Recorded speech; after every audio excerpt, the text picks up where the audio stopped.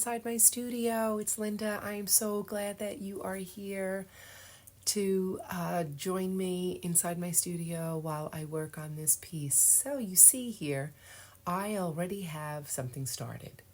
This is one of those little books that I keep on my table at all times, and when I'm working on a collage or a painting, anything that I have left over, I throw on a page somewhere in another book for inspiration later on. And today, this guy won the draw and he gets to get worked on today. So I've pulled out a stencil and I've got some phthalo turquoise there, a Nova color, and I'm just going to start working on this piece. So I'm just going to add a few dots here and there because I have nothing in mind for this piece. I just know that I want to work on it and do something with it because it was just laying in there, and I periodically flip through my sketchbooks. I pull out like maybe 3 or 4 of them. I go through them and I try to find a page that I've added something to and do something with it, make it become something other than what it is, because that is just basically leftover paint and leftover collage bits and bobs, pieces of paper that I just glued down randomly. And it actually, when I'm looking at it now, doesn't that look like, like a cove? It could be water in the distance. I don't know. I'm seeing like a little house down at the bottom, that little green, the blue roof with that little green square. That looks like a little house. And like a palm tree with some rocks in the water. This is what I'm seeing. Obviously, I didn't see it when I started working on this because I could have played that angle up. But I'm going to work on this piece nonetheless, and it's going to get some more stencils. I don't know where I got this stencil from. I was very bad about writing down where I buy things from, and I've got quite the collection of stencils, and I had that stencil for a very, very long time. I don't have any idea where I got it from. Probably Amazon, but it could have been in Michael's, it could have been in Dick Blick, it could have been Hobby Lobby, any number of stores, Walmart even. I don't know where I got it from. But you could use anything. You can make your own stencil. You could buy any stencil. Again, you don't need any of the supplies that I have.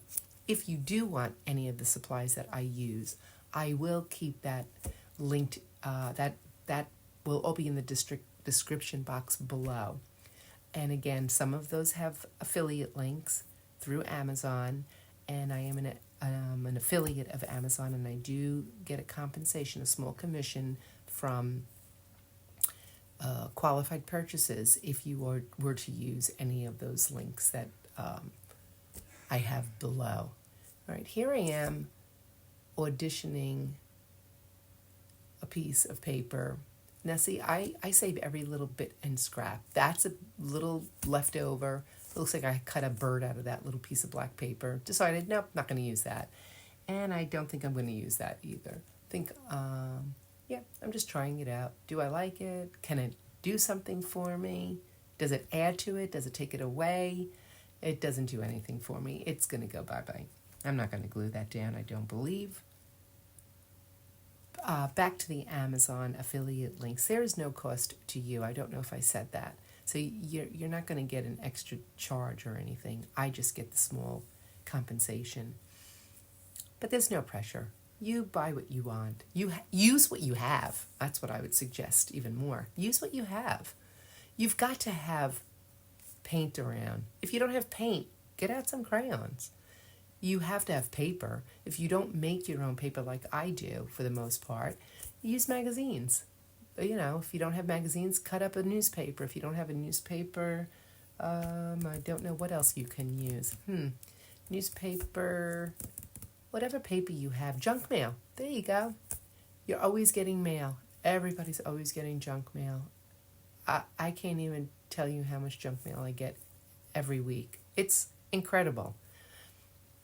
things could be so much cheaper if the companies would stop sending out all that junk mail. They wouldn't have to spend so much money. All right, back to this.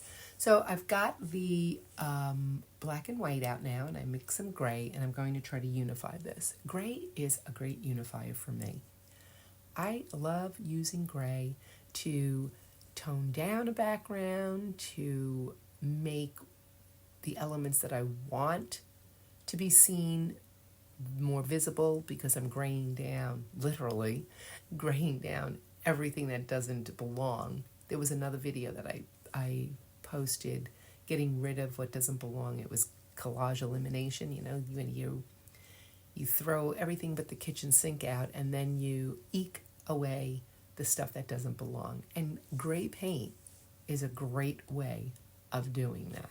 White paint, black, well, any paint could do it, but I love using a neutral gray because it helps me get everything else unified. I'm doing a wash right here.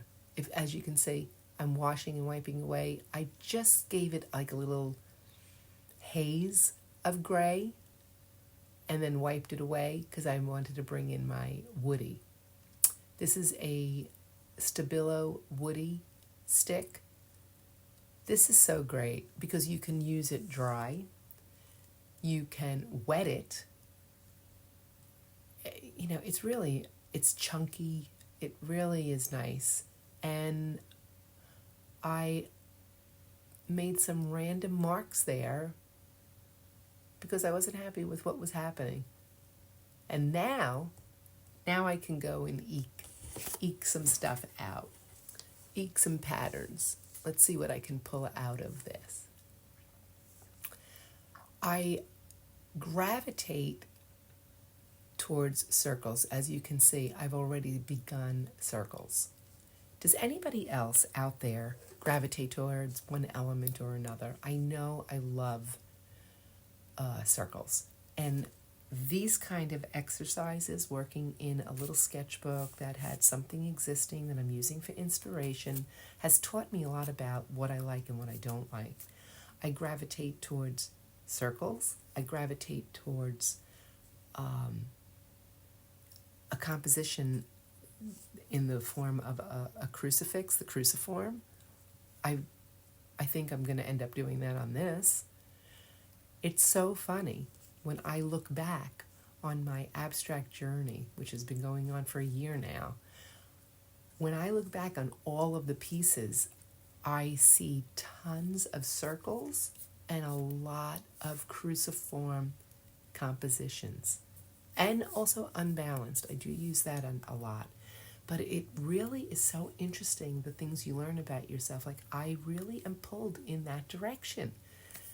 You know, I would love to hear from some of you, or all of you, to let me know when you're working on a piece, when you're in your art journey, do you lean one way or the other? Do you gravitate towards circles? Do you gravitate towards squares or some other shape? Do you gravitate towards one color or another? I tend to lean into heavily turquoise. I had no idea that I loved turquoise so much, but I do. It's one of those colors that just makes me happy to see it. So I try to use it anytime I can. I also love using black in abstract. I never, ever used black straight out of the tube in any of my paintings previously to making and learning about abstracts. But for some reason, abstracts lend themselves beautifully to black paint. There's the cruciform. There you go. Look, a big, gigantic T shape.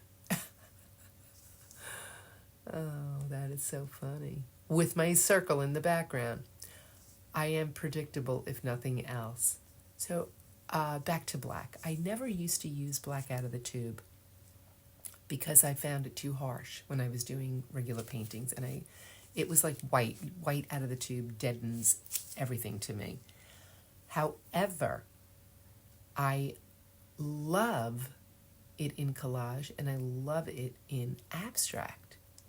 It's the graphic nature of it, I think. I think it reminds me of graffiti. You know, I'm adding graffiti to a wall or something. I don't know, I'm tagging.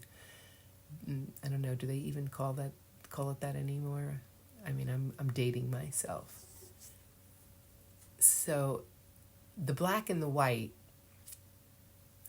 play a big part in collage to me, even not just in paint, but in pencil, in stick form, and in collage paper. I love the graphic nature of black and white. And I love adding black patterned collage paper to many, many pieces. Many, many pieces. So another question is, a lot of people ask me, why add so much to a piece when you're just going to cover it up? Isn't that wasteful? And in my opinion, it is not. I used to think that way. I did used to think that way years ago. I would think, why not just go into the painting? All of that stuff that you have underneath is just wasted, but it really isn't. It does help to inform or influence what you put on top of it. And a lot of the time, some spots of that underpainting, whatever you've put under, show through and really add a little sparkle to the finished product, to the finished piece. And I really like that about it. Like, for instance, for this particular piece, I have so much collage paper glued on here. I wish you could feel it. I wish this was feel-o-vision, but it is not. There's so much texture on this piece that it can't help but influence the end result. If you rubbed your hand on this, it is so textured. And those little pink spots down the left margin there, those are pieces of paper that were glued down. They're probably not going to stay there. That pink is, I don't know, drawing my eye away. Oh, and there I am. I'm going to cover most of that up, I believe. I'm going to get rid of that pink. But it's not going to be completely gone. There, I just covered it up. Not funny. I just covered it up. However, in real life, I don't know if you could tell here, when that gray dries, that pink shows through ever so slightly. So it communicates and it relates back to the other pink that is showing through, because there are a couple of spots in the painting that are pink. So now I'm grabbing my Shuttle Art Tempera paint sticks. I know, I think I say this every time I use it. I know they're children's products, or they're listed as a children's art supply, but I love them. And they're yummy to use and so much fun to use that I do love them. And that green, I know it's like a day glow green. I know it's like neon, but up against that pinkish peachy pink or pinkish peach looks so yummy next to each other, because green and red are opposites on the color wheel. So pink and this green look really delicious next to each other. I really enjoy the two colors next to each other. If you were to mix them, they would muddy each other. They would make each other much more dull, not as bright, as would any mixing of complementary colors. So blue and orange, yellow and purple. If you were to mix those complementary colors together, you'd end up with a very grayed down version of a color, a neutral, leaning towards browns almost, brownish or grayish, that kind of a color. But if you put them side by side, you juxtapose them next to each other, they make each other look more vibrant, more alive. They have an energy. They kind of vibrate, almost visually vibrate. And that's why I like putting those colors together. Like orange and blue are a really great color combination. I love using orange and blue together. When they're next to each other, they make each other look so beautiful, and when they are mixed together in varying, not equals, you don't want to mix an equal part blue with an equal part orange, unless you do, but in general, you're going to add a little bit here, a little bit there. They make a beautiful range of colors. For me, I love the blue and orange combo. You can get so much out of blue and orange, and then black and white, add that in so you can tint and tone, which would be lovely. Okay, so I am really going heavy into that cruciform with the circle. I can still see the circle. It's a broken circle now, but the circle is there. It is there.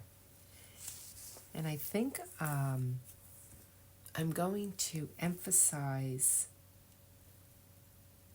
a little bit more with that gray, cut into some pieces. This is a far cry from where I started, isn't it?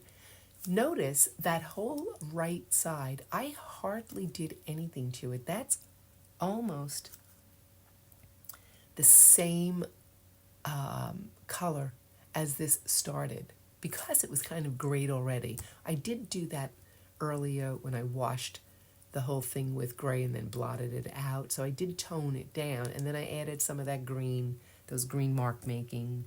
I did add some marks here and there, and now I'm going in with the blue. So I did add to it, but for the most part, that side is as it was when I first started this. I kind of focused on that cruciform. I kind of honed in there. And I think I'm getting down to the end of where I wanted to be with this. I might add a little bit of marks to it. Oh, here's some fun. I'm coloring in with the back of my brush. I've got some white paint on that. I dipped it into the white paint. I'm just making some marks with the back of my brush. That's always fun to do. Always fun to do. And I will definitely show you some close-ups of other marks that I might add to this. Okay. So I hope that, if nothing else, you go through some of your sketchbooks, find a page, find something in there that you're not happy with. Find a piece that you just don't like and rework it until you do. Okay, I'm done with this, and I am going to put a mat around it so that I can really look at it and see what I like and what I don't like about it, and if I need to do anything else to it. And once I do that, I realize that I don't like it in the landscape format. I think I'm going to switch it to the portrait style. And you'll see, portrait format is the way it's going to go, and you'll see that at the end. Thank you for watching. Thank you for visiting my channel. Don't forget to hit the subscribe, leave a comment, and I'll see you next time inside my studio.